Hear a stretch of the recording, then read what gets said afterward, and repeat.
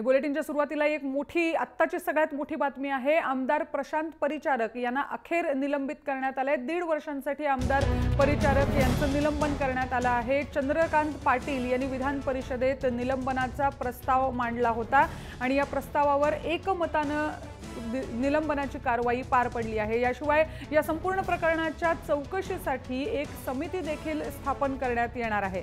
प्रशांत परिचारक आपल्याला आठवत असेल, एका भाषणात सैनिकांच्या पत्नीबद्दल त्यांनी अपशब्द वापरले होते आणि हे प्रकरण त्यांना चांगलंच भोवलंय आणि यानंतर त्यांच्यावर 1.5 वर्षांच्या निलंबनाची कारवाई झाली आहे।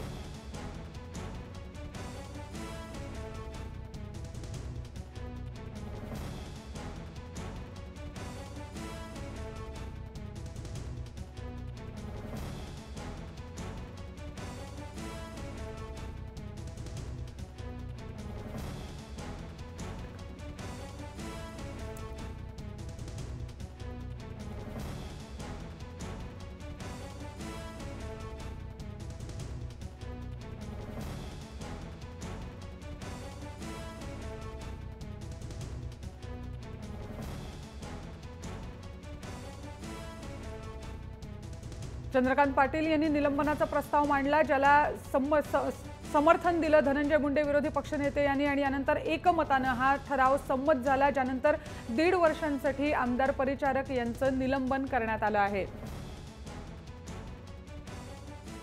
सदर उच्चाधिकार समितीचा अहवाल सभागृहाला सादर होऊन त्यावर सभागृहाचा निर्णय होईपर्यंत विधान परिषद सदस्य श्री प्रशांत परिचारक यांचं सदस्यत्व 1.5 वर्षासाठी निलंबित करण्यात यावे।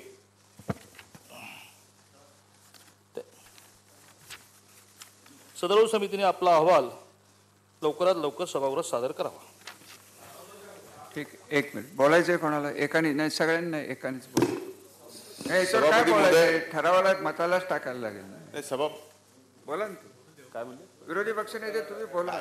संबंध विषयाची चौकशी सुद्धा या समितीने करायची आहे।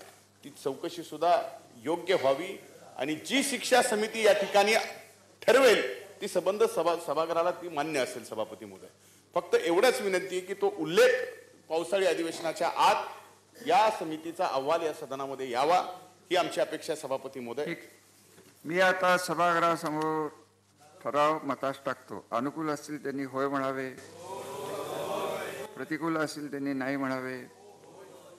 ठराव एकमताने संमत झाला। आणि या सगळ्या प्रकरणावर आणि आज दिवसभरात विधान परिषदेत जी घडामोड घडली त्याविषयी राम कदम काय म्हणाले, त्यांची प्रतिक्रिया ऐकूया। नाही, पहिल्याही दिवशी सरकारची अत्यंत सैनिकांच्या बाजूनं अशी सकारात्मक मानसिकता होती, पण दुर्दैवानं राष्ट्रवादी पक्षाला आणि काँग्रेस पक्षाला राजकारण करायचं होतं। त्यांनी सभागृह चालूच दिलं नाही। सभागृह चालू दिलं असतं तर पहिल्याच दिवशी कारवाई झाली असती। तर कुठेतरी यांना राजकारण करायचं होतं आणि आम्ही हे स्पष्ट केलं की आम्ही सैनिकांच्या बाजूने आहोत। या समस्त सैनिकांच्या बाजूने आमचा भारतीय जनता पार्टी पक्ष आहे, आमचं सरकार आहे। पण त्याला विलंब लागला, अशी विलंब विरोधकांमुळे लागला। विलंबनाची कारवाई अधिवेशन सुरू झाल्यावरच होते आणि पहिल्याच दिवशी आम्ही करणार होतो, पण पहिल्याच दिवशी त्यांनी गोंधळ घातला।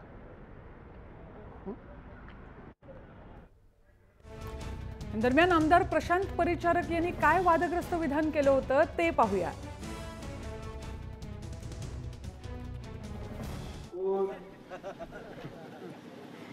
पंजाब मधला सैनिक तो असतो बॉर्डरवर आणि त्याची बायको इकडे बाळंतीन होती, त्याला तार येते, तुझ्या बायकोला मुलगा झाला, वर्षभर तो काही गावाकडे गेलेला नसतो, तिथं पेढे वाटतो, लोक म्हणतात काय झालं, ते म्हणतो मला पोरगा झाला। सगळं राजकारण।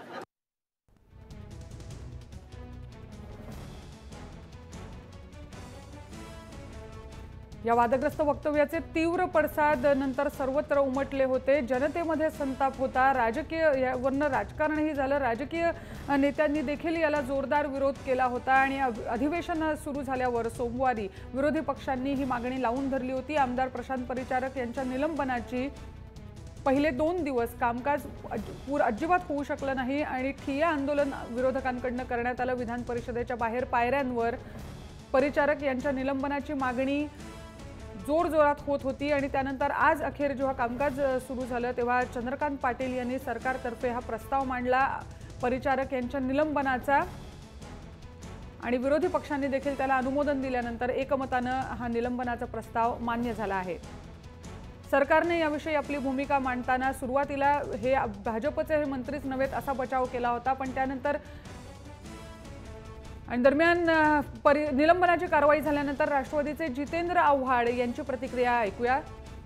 तुमच्या माझ्या रक्षणासाठी देशाच्या सीमेवरती 2-2 वर्ष उभे राहतात, प्रसंगी आपला प्राण गमावतात, जन्माला आल्या पोराचं तोंडही बघत नाहीत, तो विना बापाचा जगतो, अनेक पत्नी विधवा कुंकू पुसलेल्या आयुष्यभर जगतात, कशासाठी? त्या देशाच्या संरक्षणासाठी, तुमच्या माझ्या संरक्षणासाठी। त्यांच्या पत्नीबद्दल म्हणजे माझ्या भगिनीबद्दल असं आक्षेपार्ह विधान करताना पक्ष अभिनिवेश बाजूला ठेवून त्याला पहिल्यांदा या सभागृहातनं ढकलून द्यायला पाहिजे होता बाहेर। सभागृहात तुम्ही मागणी करताना जी संबंधित असं आहे की माझं स्पष्ट मत आहे की त्याच्यावरती पोलिसांनी राष्ट्रद्रोहाचा गुन्हा दाखल करावा, सेडिशनच्या चार्जखाली, राष्ट्रद्रोहाच्या चार्जखाली त्याला अरेस्ट करावा आणि बीजेपीने तो त्यांचा सदस्य आहे म्हणून त्याला माफी देऊ नये। या महाराष्ट्राचा इतिहास सैनिकांच्या अगदी जवळचा आहे।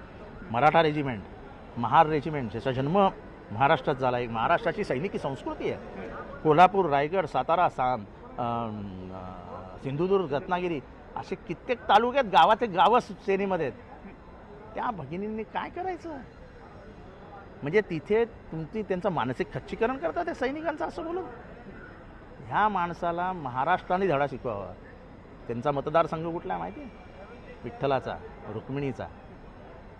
त्या रुक्मिणीच्या पायाशी लीन होणारा हा महाराष्ट्र अशी मुजोरी सहन करणार नाही।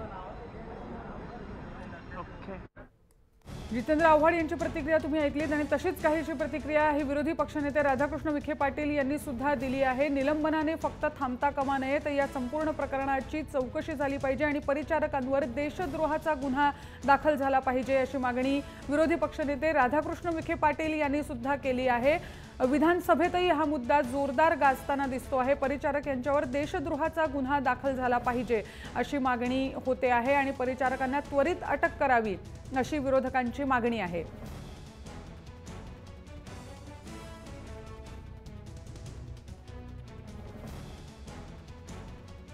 थोडक्यात म्हणजे 1.5 महिन्याच्या निलंबनाची कारवाई झाली आहे, पण सखोल चौकशी त्यांनी जे वक्तव्य केलं होतं, जे भाषणात ते जे बोलून गेले होते त्याची सखोल चौकशी झाली पाहिजे आणि त्यानंतर जी समिती आता नेमण्यात येणार आहे राज्य सरकारतर्फे, या समितीकडनं यात झालेल्या चौकशीनंतर त्यांच्यावर देशद्रोहाचा खटला त्वरित दाखल व्हावा अशी मागणी विरोधक आता करताना दिसत आहेत।